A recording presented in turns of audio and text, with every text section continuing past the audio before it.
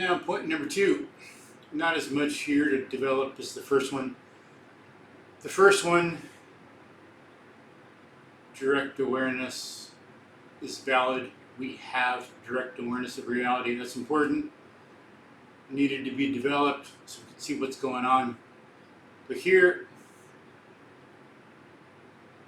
although some people might want to say we're not animals, most of them know that really deep down we are human animals, but still animals. So here, what is our nature? What's human nature? So there's a part about that question that's philosophical and a part that's scientific. Philosophy does not answer scientific questions. That's the role of science. Philosophy is the broad, abstract field of study about our conceptual relationship to reality, as opposed to psychology. Philosophy is fundamental to psychology in terms of sciences, and in terms of development. If you have certain philosophical beliefs, you're going to view the world in a different way, and you'll think there's only certain ways we can deal with it, with the world, and that'll affect your psychological state and all that, of course. So you ask, what is our nature? Are we a form of animal, or are we something, or are we not material? But we have hunger, we need shelter, we have awareness, we're conscious, we engage in locomotion, we engage in growth and decay, people give birth, we can get injured, we can die, that, sorry to some folks, but that's an animal. And then, do we live and survive in an ecology, a certain environment, or can we just gallivant around the universe, doing whatever we feel like, wherever and however? Clearly, we're limited. We're an animal that is adapted to a certain ecology. And then, the way I like to put it, when you get a little more scientific, when you're going into that field, not so much the philosophic, you see that we're complex, dynamic, tensorgraphic biological feedback systems. We are self-sovereign social animals. On the one hand, we're don't tell me what to do. On the other hand, we're wait for me, you want to be involved. So we're self-sovereign, but we're social also. And you've got to should consider other animals too. Look at, we're animals living in an ecology, we got to move through it and learn about it. Look at how they learn. Animals other than the human animal. They learn a lot. They learn effectively and efficiently. And we do the same. We are rational animals, human animals, we're conceptual, but as Aristotle identified, and Galileo and Newton and others knew and know, the conceptual builds on the perceptual. It's not separate from it or in addition to it.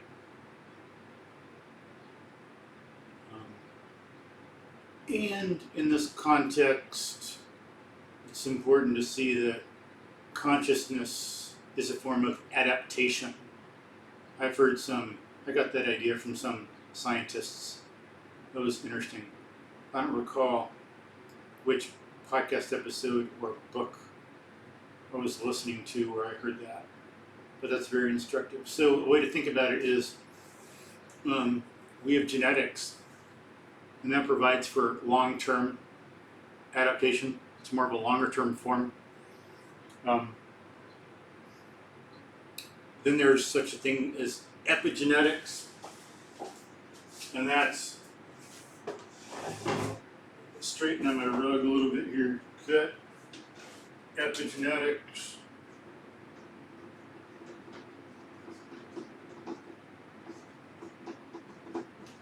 Again, ugly handwriting. Epigenetics over genetics. Factors that determine whether a gene is going to be turned on or off and determine how a gene is expressed. Just like you could have a piece of music written on paper and that could be like the genes. But how you play it would be like the epigenetics, how it's expressed. Do you play it as classical, symphonic, or as heavy metal, or hip hop, or jazz, or whatever? Same piece, expressed in a different way. So epigenetics is a shorter term form of adaptation. And then consciousness is a form of immediate adaptation. It enables us to adapt to the immediate environment and surroundings. Then of course, being conceptual, being able to abstract, we're able to think about things in the big context and long term. But consciousness is about moving through the world right now, and through the social animals, it's about moving through the social world, so to speak, also. The conceptual aspect of our consciousness just makes it more powerful, more well-informed, but it's still about moving through our environment. And as some people say, mind is for movement. There's some people who have given lectures and I think written books, probably written articles with titles like that and discussing that idea. And so, to point out again, our conceptual consciousness can go astray. The conceptual aspect, we got to keep it anchored to the evidence of the senses if it's going to help us move well. If we have goofy ideas or wrong ideas, then we're going to not be effective or efficient in our movement. Okay, so animals are in an ecology. And I shall point out that, as you know, some people don't seem to consider this. They seem to look at one person as moving in inanimate things with the EA, ecological approach, but humans are part of our environment. They're part of our ecology, other people. Talking is part of our ecology. Communicating is part of our ecology. Reasoning is part of our ecology. Discussing is part of our ecology. So to think that the EA means figuring it out on your own, again, that's like so wrong. Like Dr. Rob Gray at Arizona State University, who studied Gibson. He's known for his deeper understanding of Gibson. He does experiments, he coaches teams, he trains people, he lectures, he writes, he experiments. As he points out, you can learn from other people. We do. It's part of the thing. So, if someone says you can't tell people anything in the ecological approach, well, that's like a big misunderstanding or a straw man argument or some like invalid, silly attack. But it does not show an understanding of the ecological approach. I mean, like what? So you can't learn something from someone else or talk to someone else about war. You got to become a Navy SEAL by learning it all on your own. Ha! That's a joke. You got to be able to do it on your own and experience it on your own and move through the world and with other military people and engage with them on your own. Yes, but they don't tell you what to do. It's not platonic. But they are involved and you don't learn it on your own, Or do you have to become a scientist on your own? I mean, that's ludicrous. Obviously not. You know that. You know? So now this will help you see, like I say, constructive criticism, good person to good person. This will help you see what's going on in EA. How does that relate to science? How does that relate to being special forces, achieving that level in the military? What's going on there that's similar to what's going on with EA? All right. So we're animals living in an ecology. I think we pretty much, everyone gets that. Then I just developed a few ideas, developed that a little bit, brought some stuff up. Okay, number 3, we adapt to reality and our ecology. We can modify some things. And again, this is pretty non-debatable. Although I have read, some people think that we've escaped our genetics, which is like silly. We've become so smart that we're beyond our genetics. And it's like, not. We're still human. We don't reason in a different way. We're not beyond human and stuff like that. We're human, period. Obviously. And you know, you could still do something to get them all pissy. They'd like, someone could say that and you could still make them angry and all that. They still get hungry and all that stuff, you know. We haven't gone beyond our genes. We haven't gone beyond our nature.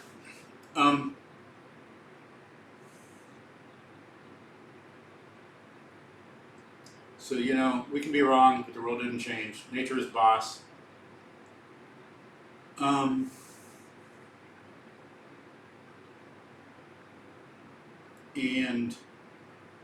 here's another area in biology and ecology that shows how Plato's wrong. Because he would think there's fixed, unchanging ideals separate from the world. So in his ideal realm, to see what concepts are versus percepts, he was a genius. He should be studied, okay? But he was wrong. But he identified a lot of things that concepts had in common, and a lot of things that percepts had in common, and saw that at his time he didn't see how one could come from the other, but it was still possible because Aristotle did.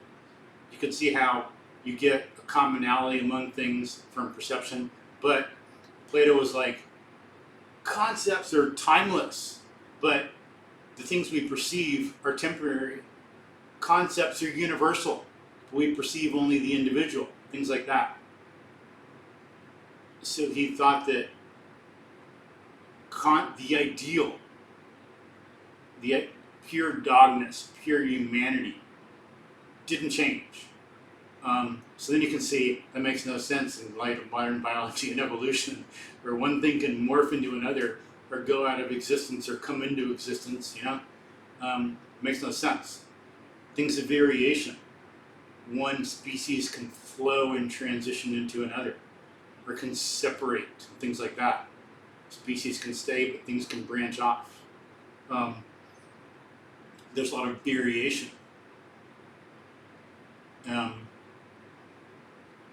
Variation is about the individual. So Stephen Jay Gould, he talks about how Plato was wrong also. Because remember, people who train, some coaches, sports people who call themselves scientists, are influenced or believe, whether implicitly or explicitly, they believe what Plato said, and they believe in that kind of methodology. It's not no one believes this anymore. It's alive and well among some people. And then some people unfortunately believe stuff like following Kant, Immanuel Kant, the poor philosopher, or Dewey, or Karl Popper. Karl Popper was influenced by Kant and Plato. He's in that kind of, more in that camp. And Thomas Kuhn. But to let you see how Plato is wrong and variation is what's real. This is a good idea here. Again, and this will come up later too in talking about how we train. Do we want to look at an average angle of our arm or leg when you look at expert athletes and see, oh, this is the average, so that's what we should do? Because we want to get rid of the variation, because we want the ideal. When people talk about ideal motion, it's serious. It comes from Plato. So no one could tell me this doesn't exist or no one says this. I know for a fact this exists among some people's beliefs in reality.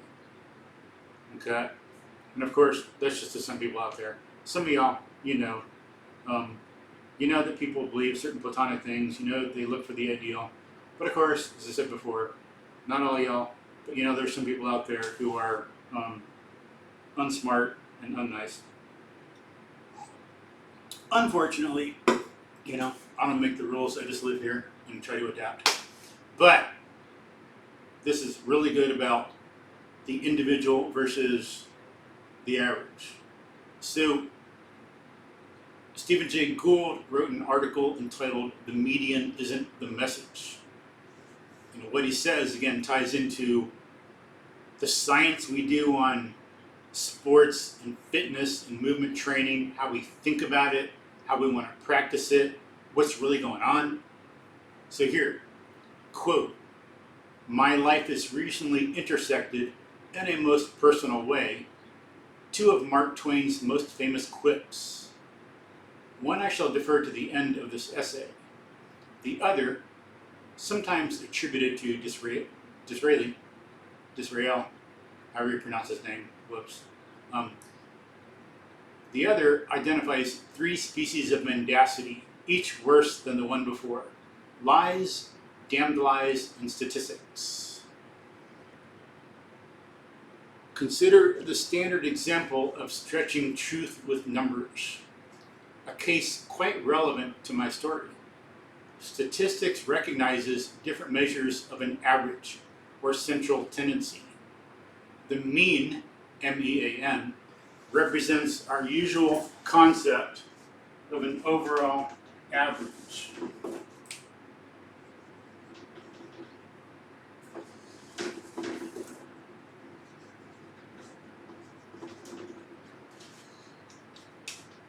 So add up the items and divide them by the number of shares.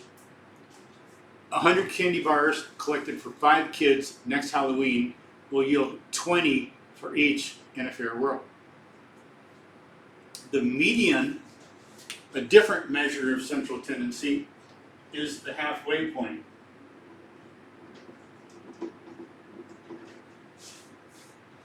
If I line up 5 kids by height, the median child is shorter than 2 and taller than the other 2, who might have trouble getting their mean share of candy. A politician in power might say with pride, the mean income of our citizens is $15,000 per year. The leader of the opposition might retort, but half our citizens make less than $10,000 per year. Both are right, but neither cites a statistic with impassive objectivity. The first invokes a mean, the second a median. Means are higher than medians in such cases because one millionaire may outweigh hundreds of poor people in setting a mean, but can balance only one mendicant in calculating a median. And you can look that up. I won't go into the details there, but that's the way it works. Okay, quote, the larger issue that creates a common distrust or contempt for statistics is more troubling. Many people make an unfortunate and invalid separation between heart and mind, or feeling and intellect. In some contemporary traditions, abetted by attitudes stereotypically centered upon Southern California, feelings are exalted as more real and the only proper basis for action, while intellect gets a short shrift as a hang-up of outmoded elitism. Statistics, in this absurd dichotomy, often becomes the symbol of the enemy. As Hilaire Belloc wrote, statistics are the triumph of the quantitative mind, and the quantitative method is the victory of sterility and death. Unquote. So skipping down further in his essay, he says, so after some of that context, we're talking about having a certain view of human nature, whether we're integrated or not, whether we're animal and mind and body are united or stripped apart. We got these ideas about statistics and averages. He's reminding you what they are. Now, quote, in July 1982, I learned that I was suffering from abdominal mesothelioma. Sorry, that's not a word I'm used to saying. Mesothelioma. A rare and serious cancer usually associated with exposure to asbestos. Oh yeah, I can write it on the board like I've been doing some other. So, mesothelioma.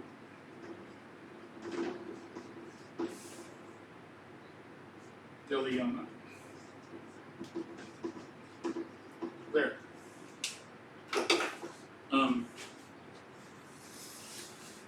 So, a rare and serious cancer usually associated with exposure to asbestos. Unquote. Okay, further down, he says a little more, and I'm cut out, sticking to this. Quote, I was not, of course, overjoyed, but I didn't read the statement in this vernacular way either.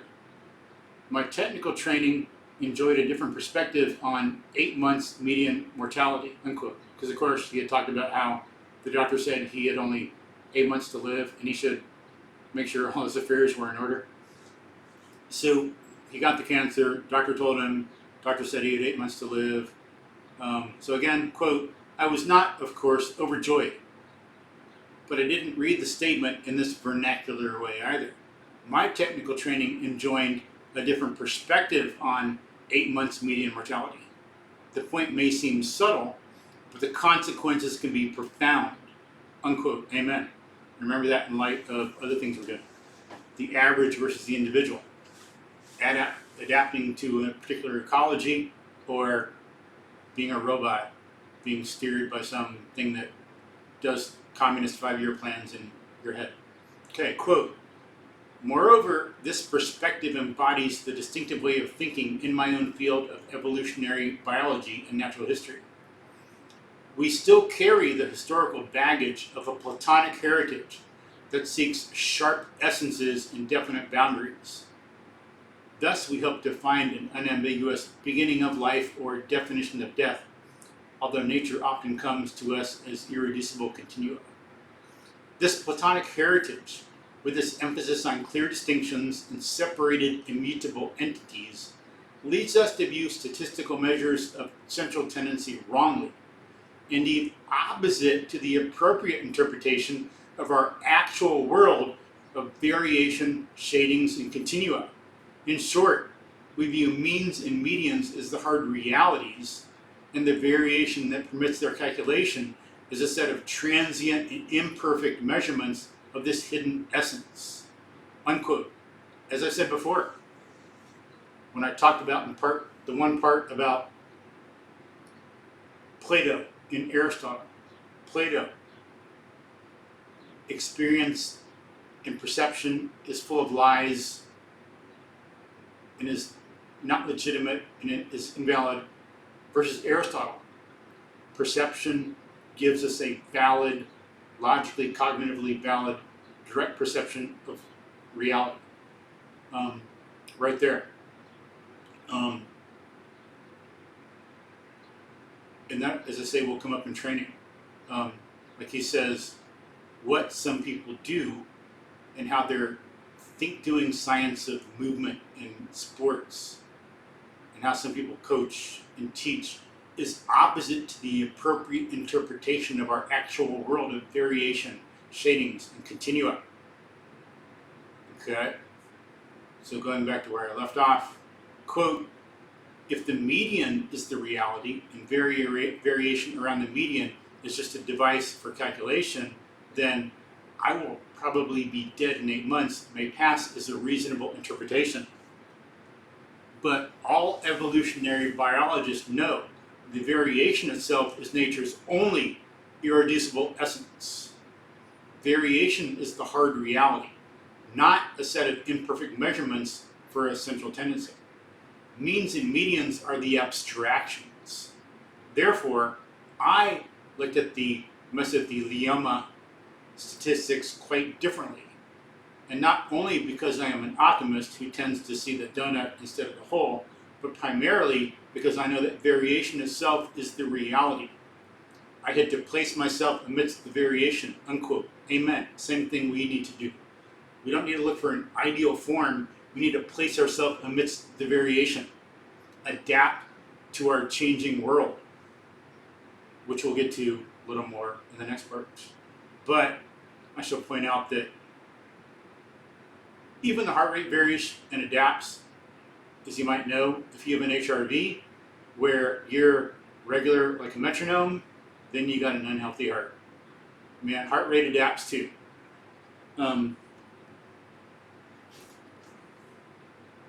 So there is more that helps you see about what's going on with this perception stuff and Plato and Aristotle stuff, and what's real and what ideas do we need in science and in practice. What principles and practices do we need to do well? I probably do. I got some stuff I accepted as a kid. I've made some mistakes in my thinking, done this and that. I have ideas I need to fix, principles I need to refine, principles I need to put into practice more, things I just need to get rid of because they're not consistent with practice. We all have stuff to do that because, it's hard to be human. We're complex and complicated. It's damn hard to be human. We all have stuff like that. But stuff that's kind of platonic is out there and we got to watch for it. And in this context, training, not just BJJ, not just practicing or being in a certain situation, practicing or sparring, but broader in sports or athletics, even broader than that in fitness, even broader than that in movement. This is stuff we need to think about in theory and practice. All right. Next part, we move through an ecology perceptually. We are animals.